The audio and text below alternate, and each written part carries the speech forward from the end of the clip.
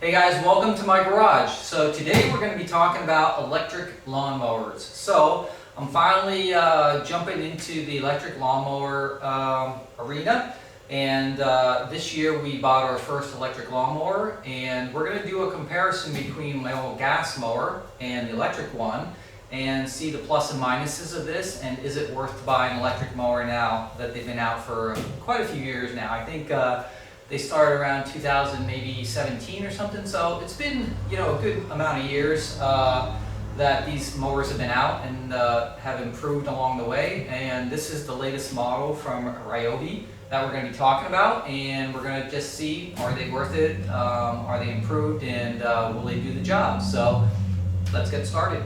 All right, guys, so here it is. So I decided to purchase a Ryobi lawnmower from Home Depot.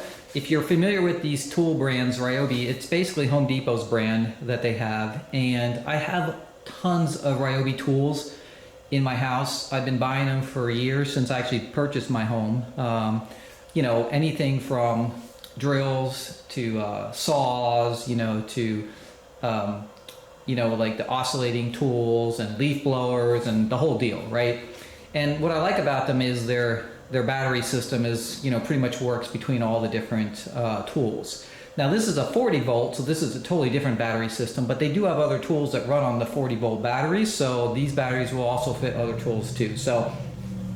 And the reason I went with this particular model is because they have a pretty good warranty on these, and I just have great experience with the Ryobi as far as their longevity. I don't think I've ever had a tool fail, and I've really abused some of those tools that I have. So this, I thought was a really good brand. So I went with them, and the reason I went with this particular model is because of all the features that are on it, and we'll talk about those in a second. But this is the top of the line electric lawnmower that they sell.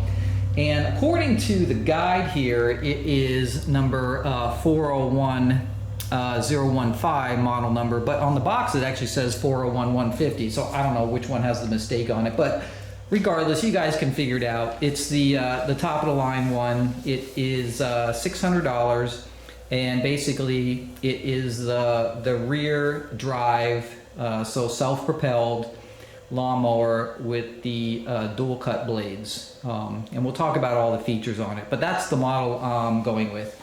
I'm comparing this to my Honda lawnmower, which basically has the same features on it that I bought, probably good 15 years ago now. And although it's still running, it's starting to show its age and having some issues. And so I thought it was time maybe to get away from the whole gas and oil and all that kind of stuff thing and give the electrics a try.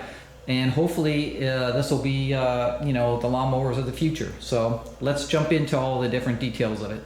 All right, so on this particular model, which again I said is the Ryobi's top of line model. So first of all, it's self-propelled, rear self-propelled, which is what you want. You do not want a front drive lawnmower. It always should be rear self-propelled, and the rear wheels should always be larger than the front wheels. That's what gives it the maneuverability on lawnmowers. So this one does have that. That's one of the reasons I got it.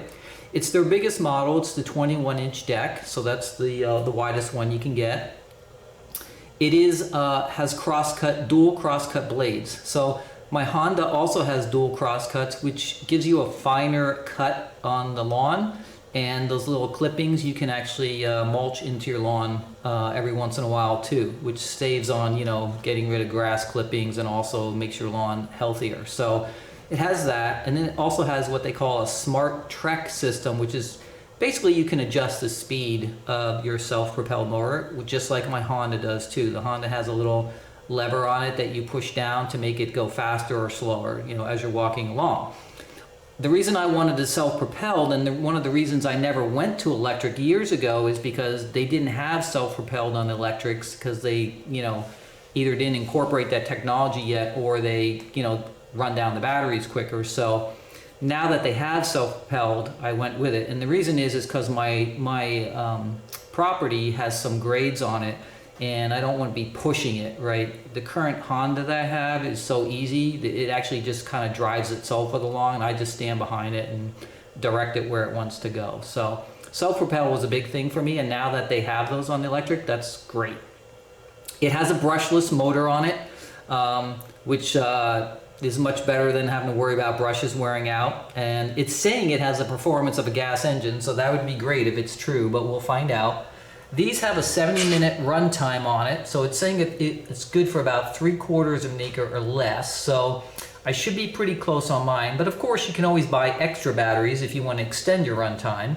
And we'll talk about the battery system, how many batteries it has, how many it uses, and how long they'll last. Again, like I said, it has that cross-cut blade system, but this has a feature on it where you can change it from a dual blade to a single if you want to, and that way you save battery power. But I like the dual blade systems. They work better, they're much better for the lawn, and again, you can do the mulching. And again, then it says it has this Smart Trek adaptive variable speed, so you can control the speed of not only the rear propulsion, but also the motor itself. It has a great storage system, which we're going to talk about, which is one of the big reasons I got this mower. And then it has this great height adjustment, which is much easier than my Honda 2. And then it comes with a 5-year warranty for the actual lawnmower itself and a 3-year warranty on the batteries, which is pretty good since these batteries are super expensive. And we want to make sure that we get the most out of them. And if they fail before 3 years, then you'll get a replacement, which is awesome. And then it has a lifetime deck warranty, and the deck is made out of some polymer plastic, right? So obviously it's never going to rust or anything, but if it should crack or something like that, they have a lifetime deck warranty. It is made in the USA, which is always a great thing. I think that's about it. So we're going to go over the features of this lawnmower, and then this weekend we're going to give it a test out and see if it really lives up to its hype. All right, so what do you get when you open up the box? So first of all, the lawnmower itself is completely assembled. So there is zero assembly on the lawnmower. I had to actually assemble some stuff when I got my Honda years ago. And then it comes with a couple of pieces that are loose in the box. You've got the rear bag, you got the frame for the rear bag, and then you got this is a mulcher plug right here, and this is a side chute if you just want to not bag and you just want to have it come out the side of the lawnmower. So you have those 4 pieces you get with it, and then you get 2 batteries and the charger. All right, so here are the 2 batteries. They're gigantic, right? These are 40 volt, 6 amp batteries, and they're lithium ion batteries. And they go into this charger right here. And you can see this is you can see on my wall here, I've got tons of Ryobi chargers for my other tools. But this one here has a grid on it just like all the other ones, and the light indicates its status. And then on the batteries themselves, this also has that great feature where you push the button right here, and then it shows you the batteries charge right when you push the button. So you can see I've got 4 green bars going across. This is a feature Ryobi added to all their batteries years ago, and it's awesome because like if you're looking at a battery and you want to know how much it's charged, just push the button, it kind of tells you, and it's really cool. So it's great that they have that on here. These are the most powerful 40 volt batteries they sell. They're also the most expensive. So you get 2 batteries with the lawnmower, plus you get the charging base. And when you put the battery on the charging base, it actually, that one's charged. So let me put this one on here so you guys can see it. But they just slide in. And if you listen, you'll hear in a second, a little fan will actually kick in on this charger. So this is really putting a lot of power out here to keep the charger cool. My other chargers don't actually have fans in them. This one actually has a fan. So when it starts charging this battery, this thing's going to kick on, and that'll stay running until the battery is actually charged and it gets to full charge. We'll talk about the batteries and the cost of these a little bit later, but that's also what you get in the package. You get these 2 big batteries and then the charger. All right, so there it is. I didn't actually have the battery slid all the way back, which is why it didn't start up before. But you can, if you listen for a second, you'll hear the fan. So basically, these are charging with so much power on these big batteries here that it actually has to have a fan to cool down the charging unit. All right, so let's talk about the lawnmower itself. So obviously, you get the instructions. Nobody reads these, but yes, you should read them.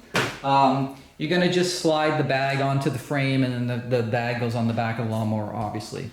But it comes like this right out of the box. And What I really like about this is the way it stores. So this is much different than my Honda, obviously. So they have this lever right here that you just push down and the handle just comes up and it just locks in place. Simple as that.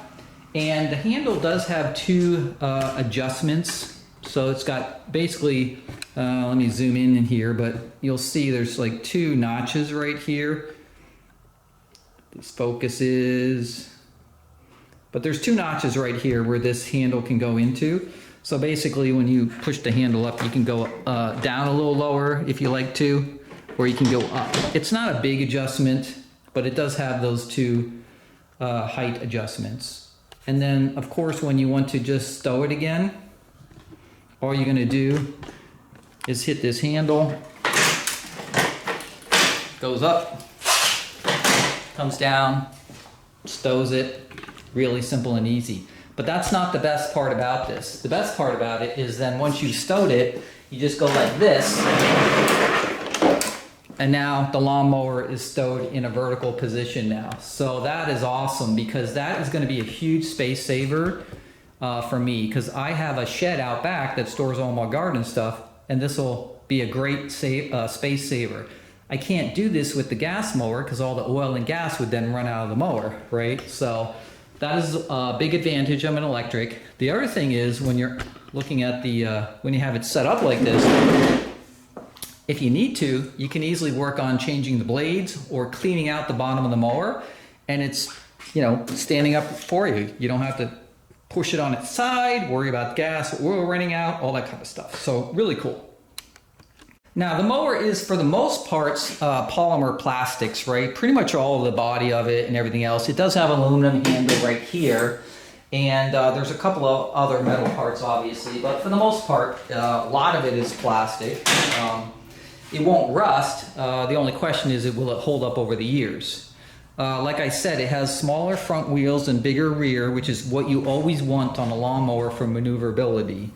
But there's a really cool feature on this that I am really happy about that I don't have on my Honda, which is this one-touch height adjustment right here. So there's 4 height adjustments, so you got 4 notches that you can choose from on here. And you notice I've got both hands free here. I'm just using one hand, and I can easily go up to the 4th adjustment, or I can go to any in between here with a single hand. And what's nice about that is it does both the front and the rear wheels at the same time. On my Honda, I have to actually adjust the rear, and then I have to manually adjust the front, so separately. And I have to hold the lawnmower and actually sort of lift it up a little bit to adjust it, where this one has some kind of a spring-loaded mechanism where you just move it and you're ready to go. And I do adjust my height based on certain things on the lawn. So in the summertime, when it starts getting a little drier, I keep the grass higher. So that keeps the roots deeper and keeps the lawn green. Whereas initially in the spring or late in the fall, I'm cutting it a little closer to save on the number of cuts that I have to do per week and stuff like that. So that's just one of the cool features of it. And then it does have this nice handle here for lifting, which is great, right? So if you need to lift it and move it around for whatever reason. They do have this side chute right here, which is where you would put this, this piece right here. And you just lift this up right here, put your side chute on it if you just want a side chute coming out for your grass clippings and you don't want to do mulching, or you don't want to actually bag it. And then of course in the back here, you're going to have the bagging. So this comes up and you put your bag on, really simple, just slips right on that little hook there. So no big deal there.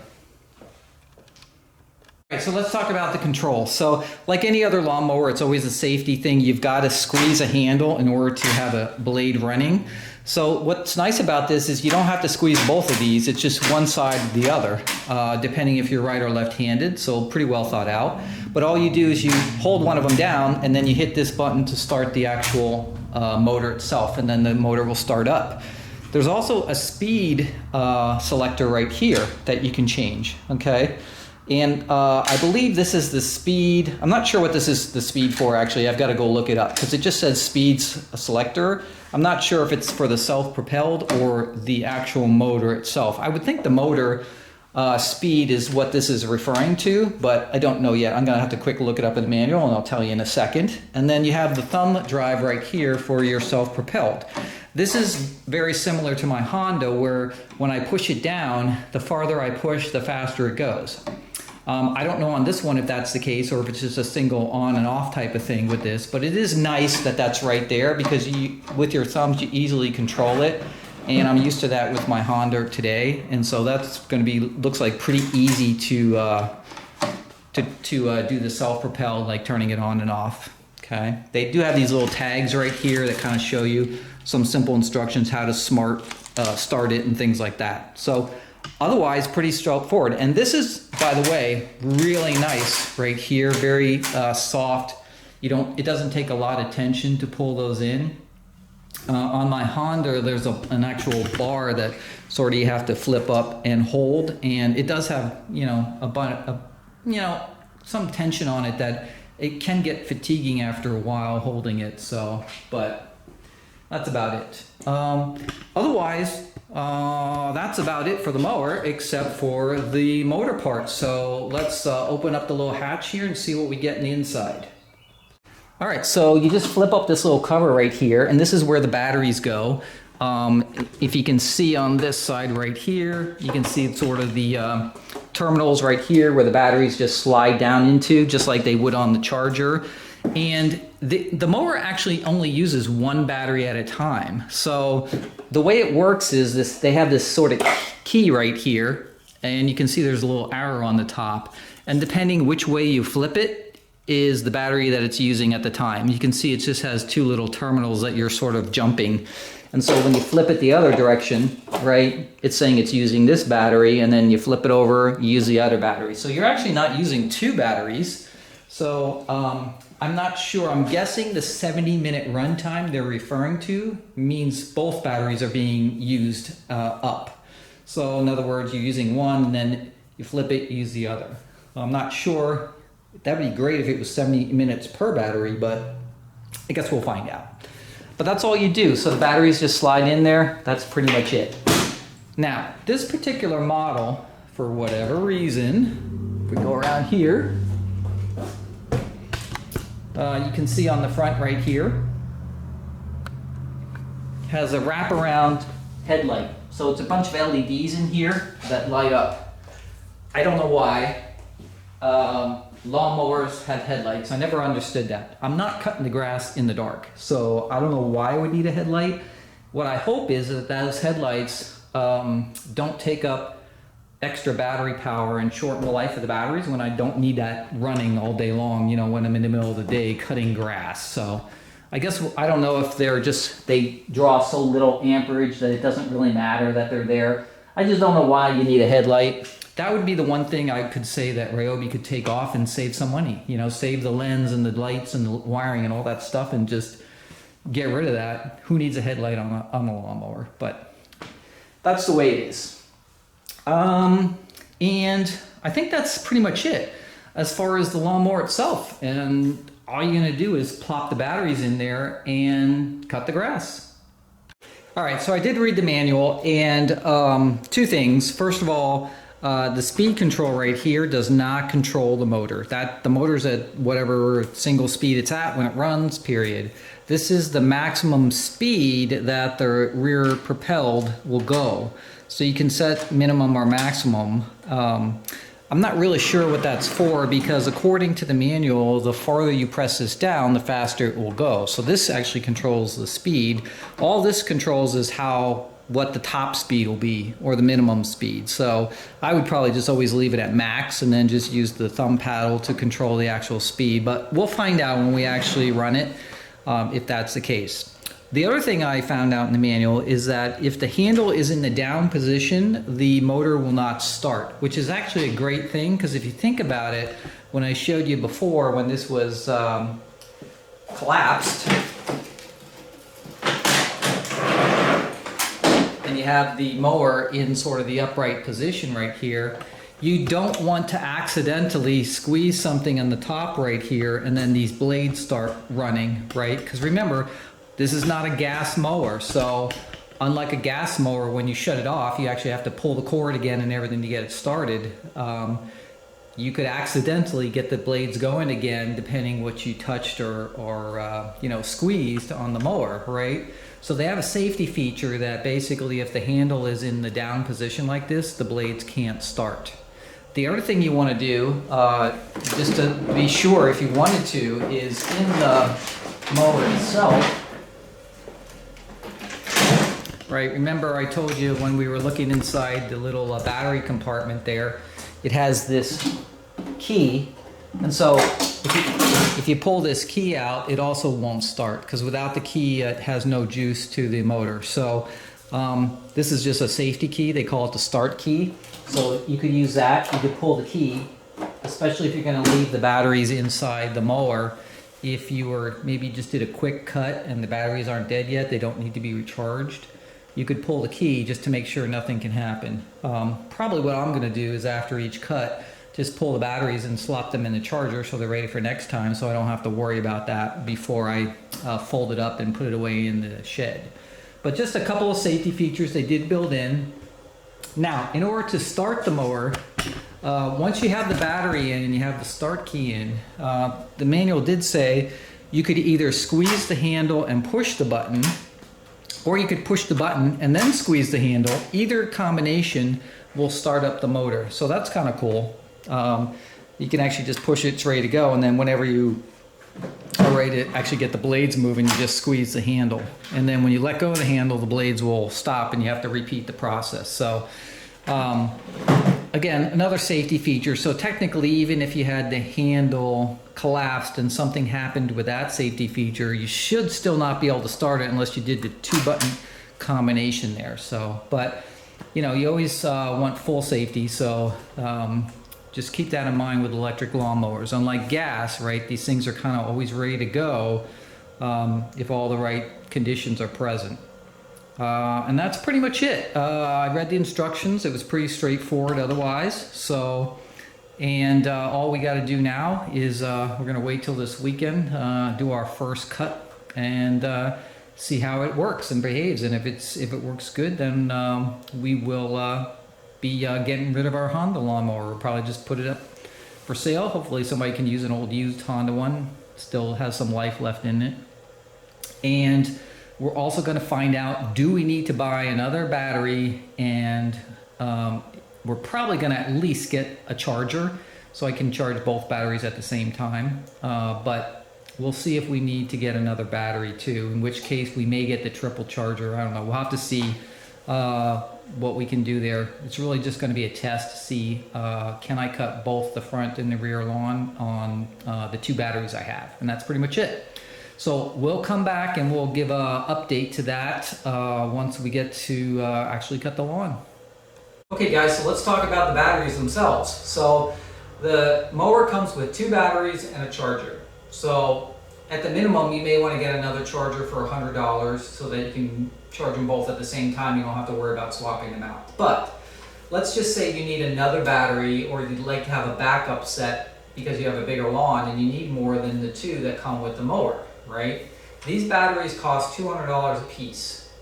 So if you wanted to get an extra set, it'd be $400 for a pair, plus probably another charger, which would be another $100. So you're talking about $500 for a spare set of batteries to go with the mower, right? And you may need that depending on the size of your lawn, just to do 1 cut on your lawn. You may need 4 batteries, it just depends.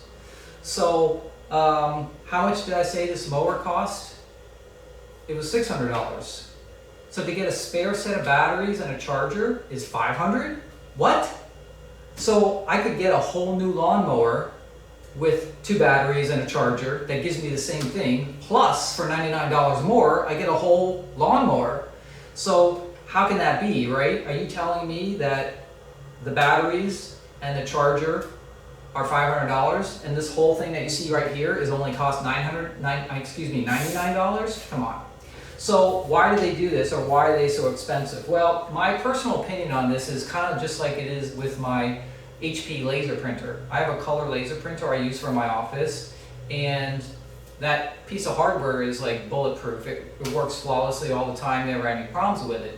But the 4-color toner cartridges if I buy them all, they're actually more than the cost of the actual printer. It's actually cheaper to buy another HP laser printer than replace all 4 of those toner cartridges. And so it's the same thing kind of here with the lawnmower, where it's actually cheaper to buy a whole nother lawnmower than it is to buy another set of batteries and a charger. And the reason is because I think these companies are making their money on the consumables, right? When you buy a piece of hardware and it's well made, it's probably not going to break down and need replacing in a couple years. So they got to make money somehow, and they make it on things like this. So these batteries obviously can't cost this much, because then how could they make any money on the lawnmower itself? If the lawnmower is only $99, then 2 sets of batteries that already come with it. So it's just one of those things you have to deal with, but that is the case for this lawnmower. And I won't know how many batteries I'm going to need until I actually do my first cut and see if this is going to, the 2 batteries will last my entire property, or if I'm going to have to need more batteries. So won't know till then. And then they do sell some additional packages like a triple charger, where you could actually charge 3 batteries simultaneously. I think that triple charger is like $250. So even if I bought another battery, just one more, that's $200 plus $250 for the triple charger. Okay, so I'm at $450. So I'm only $150 away for another mower again. So you can see how expensive this can get based on these batteries. Now, they do have a 3-year warranty on them, so you're guaranteed at least for 3 years that they're going to last. But after that, then you might have to start replacing them. So that is one of the things about the electrics that you have to consider, is the cost of these consumables. But that's really the only consumable besides the blade itself. Other than that, there's really no maintenance on these mowers like there are on gas mowers, with oil changes and maintaining the gas over the winter to make sure it doesn't get all gooey, and filters and spark plugs and all that kind of stuff. So just keep that in mind. But yeah, so we will find out when we do our first cut if we're able to do our whole property on the 2 batteries, or if we're going to have to get an additional battery, and then how many. So if it's just 1 additional battery, then that would be the cheapest way to go. But honestly, if I have to buy 2 additional batteries and a charger, I'm just going to get another lawnmower, and I'll just have a backup in the shed for future use. So yeah, so that's it. So we will then do our cut this weekend, and I'll come back and we'll see how it went. Okay guys, there it is. So that is the cut lawn with the Loon lawnmower. Did an excellent job, just as good as the Honda. So, and I was able to do the entire front lawn. All right, so for the front lawn and the 2 sides of the house, I was able to get it all cut with 1 battery. And if we look at the charge on this one, you can see I got 1 bar left, which is pretty close to empty on that, even though it shows 1 bar. So, so that cut the entire front and the 2 sides. And this was the one that I used for the back, and you can see I've got 50% left. So the back is smaller than the front, obviously. And yeah, so that's it. So for my property, I will not have to buy any more batteries, which is a great thing, since I probably would have bought a brand new lawnmower just because of the cost of the batteries. So I'm good. The other thing about the batteries I forgot to mention is this is a high capacity charger. They charge really fast inside this charger, so there's a possibility that even if you don't make it on your lawn, when the first battery dies, you could take it out, put it in the charger, and then go ahead and continue cutting the grass. And by the time this one dies, you'll have enough juice on this to finish your lawn. So, there's different ways to do it. But luckily for me, I'm good, and it's going to cover my whole lawn, and I'll have extra juice left over. So perfect.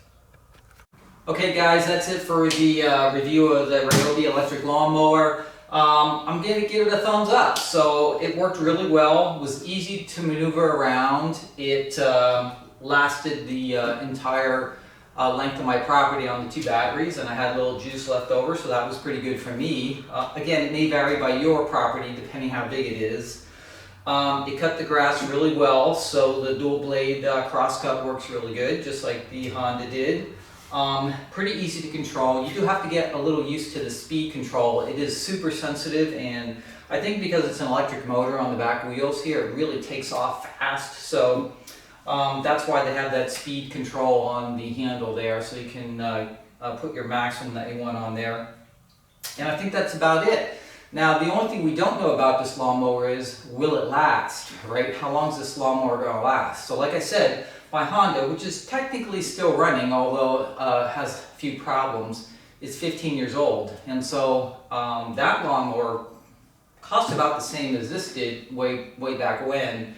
So I got my money's worth out of that one. But as far as this one goes, will it last? You know, will there be electrical problems? Will the polymer deck crack or have problems in the future, right? You don't know. Will the wheels fall off or whatever it may be?